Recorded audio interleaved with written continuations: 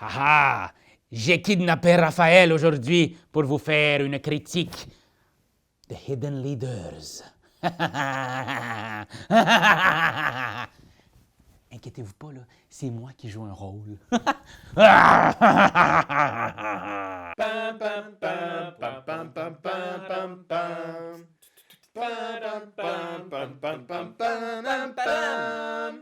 Je suis pas le seul à qui ça arrive, mais quand je vois une boîte comme ça Internet, j'ai tout de suite des papillons.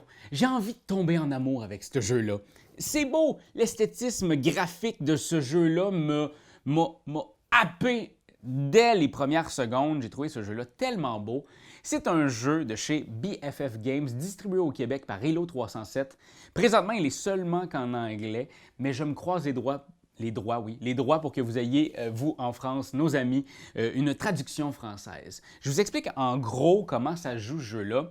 On a ici des leaders cachés, hidden leaders, et on va en avoir un au hasard en début de partie. Comment fonctionnent ces leaders? Vous avez vu, il y a deux côtés, donc c'est les deux façons de faire gagner notre personnage, ici soit côté rouge ou bleu.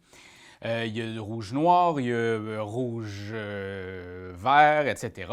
Donc, comment ça fonctionne? C'est qu'on a ici nos deux petits icônes. Et ce qu'on va faire, c'est que si on veut que les rouges gagnent, il faut que les rouges soient de 2 espaces plus loin minimum du vert. Si on veut que ce soit les verts qui gagnent, c'est exactement le contraire. Si on veut que ce soit le bleu qui gagne, il faut que ce soit sur la même case, les deux icônes, ou une case adjacente, donc voisine. Tout ça, virez pas fou, on a un petit aide-mémoire là, qui nous dit toutes ces affaires-là facilement. Et si on veut que les noirs gagnent, ça va être dans le côté noir du plateau. Alors, en fin de partie, dès qu'un joueur a joué, je pense, ça dépend le nombre de joueurs que vous avez autour de la table, mais 7 cartes devant vous, eh bien là, on va compter, on va regarder où est-ce qu'ils sont et on va voir quel leader gagne. S'il n'y a aucune égalité, donc c'est un des deux leaders qui gagne, bien c'est cette personne-là qui va gagner. Je dis un des deux ou un des quatre, ça dépend du nombre de joueurs que vous avez. Si un des 4 joueurs gagne, eh bien, good, vous gagnez et c'est la fin de la partie. Par contre, s'il y a une égalité, eh bien, il faut aller revoir combien de cartes vous avez de votre faction et c'est celui qui en aura le plus qui gagnera la partie. C'est ça, le tiebreaker. À notre tour, on a des cartes en main, on va jouer une carte qui va influencer nos deux petits meeples ici. On va les faire avancer, descendre, mais qui va aussi jouer dans la main des autres. Aller changer une carte, aller scraper des cartes, aller mélanger les paquets de cartes cachées et cartes non cachées, peut-être même défausser certaines cartes, peut-être même obliger des gens à jouer d'autres cartes. Bref, on va toujours être en interaction avec les autres joueurs. Et c'est, selon moi, la plus grande force de Hidden Leaders. C'est tellement le fun de tout le temps faire chier tout le monde autour de la table. Moi, ça, là, c'est une jouissance éternelle. C'est tellement le fun de juste dire « Ah, je vais aller fucker ta game. Ah, je vais aller fucker la tienne. Ah, là, c'est à ton tour. Je reviens à toi parce que tu m'énerves. » Et après ça, de tout le temps modifier ça ici.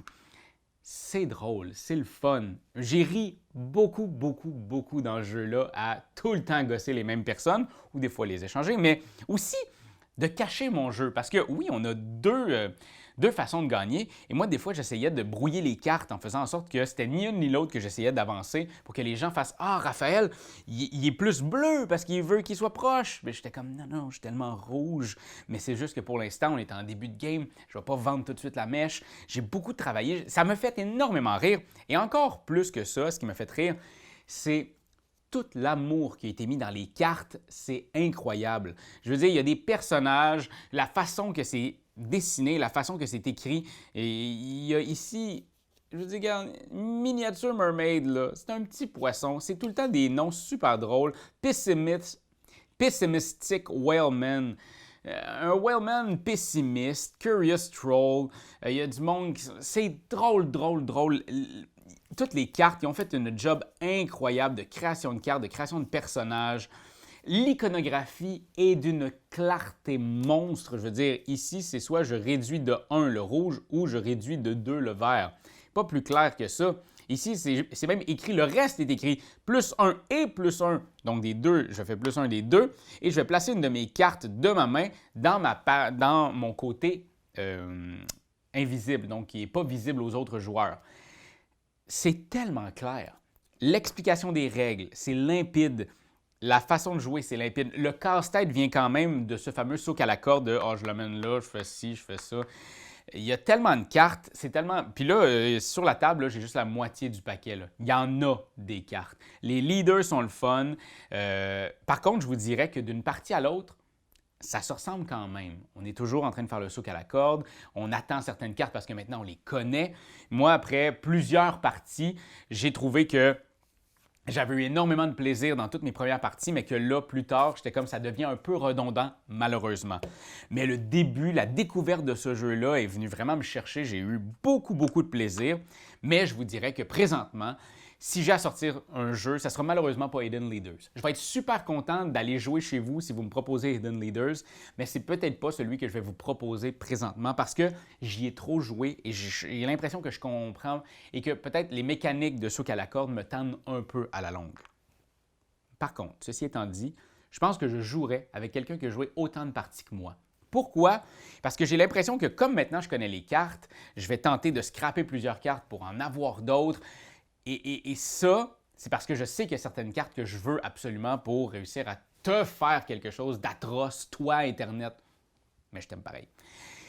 Et si quelqu'un a joué autant de parties que moi, va peut-être avoir ce même réflexe-là de savoir certaines cartes, où attendre, comment, quand aller, quand commencer à découvrir, à faire découvrir son allégeance. Parce que là, les parties que j'ai jouées, c'est peut-être parce que je connaissais trop bien toutes les façons de gagner, mais je connaissais très rapidement les allégeances de mes compétiteurs et ça ne changeait pas grand-chose à la partie. J'étais comme, OK, finalement, pourquoi on ne fait pas juste les montrer puis les faire bouger? Je sais que c'est le secret qui est le fun, mais dans ma tête, j'étais comme, maintenant que je le sais à ce point-là, je vais juste, moi, mettre des cartes de ma sorte devant moi. Je vais juste jouer ça pour essayer de faire en sorte que, comme on a le même objectif, bien que l'objectif gagne, mais que je gagne par la suite dans le tiebreaker. C'est un peu ça que j'ai trouvé dommage après plusieurs parties, c'est que j'ai l'impression qu'il n'y avait pas une façon de gagner, mais il y avait maintenant une façon de voir comment les autres veulent gagner puis comment essayer de naviguer dans tout ça. Je ne sais pas si c'est clair ce que je dis, mais bref, très beau jeu. Je vous recommande de l'essayer. Vraiment parce que j'ai eu beaucoup de plaisir, j'ai rigolé beaucoup à lire toutes les cartes. Fait que je vous enverrai pas de PDF des cartes, fait que allez l'essayer. Vous allez avoir aussi beaucoup de plaisir, j'en suis sûr. Et c'est une autre façon de jouer un peu à un jeu d'identité cachée qui est autre que de me laisser tout le temps poignarder par ma copine, parce que c'est tout le temps ça quand on joue ensemble. Elle me poignarde, elle dit que c'est la gentille, mais finalement, c'est la saloparde. Mais ici, c'est une autre façon qui fait en sorte qu'il y a une manière de se rattraper. Donc, j'ai eu beaucoup de plaisir, un jeu de 30 minutes qui joue jusqu'à 6 joueurs. Quel gros party! Alors voilà, c'était Hidden Leaders. J'espère que ça vous a donné envie d'entrer dans cet univers tellement beau, un univers beau, je veux dire belle. Bizarre de dire ça. Fait que je vais aller regarder mes règles de français, puis je vous reviens avec une autre critique dans pas long. Salut Internet! C'est toi de trouver l'épisode de jour du Popoche? Sonne la cloche! Sonne la cloche! On parle de jeu, like-nous, commande, suis-nous, ouais! Sonne la cloche! Sonne la cloche! Partage à tes amis, partage à ta mamie, ouais! Sonne la cloche! Sonne la cloche! Comment ton ouais, fais le mon kiki! Sonne la cloche! Sonne la cloche! Sonne la cloche comme quand Jésus a sonné à la porte pour aller souper chez Zachée.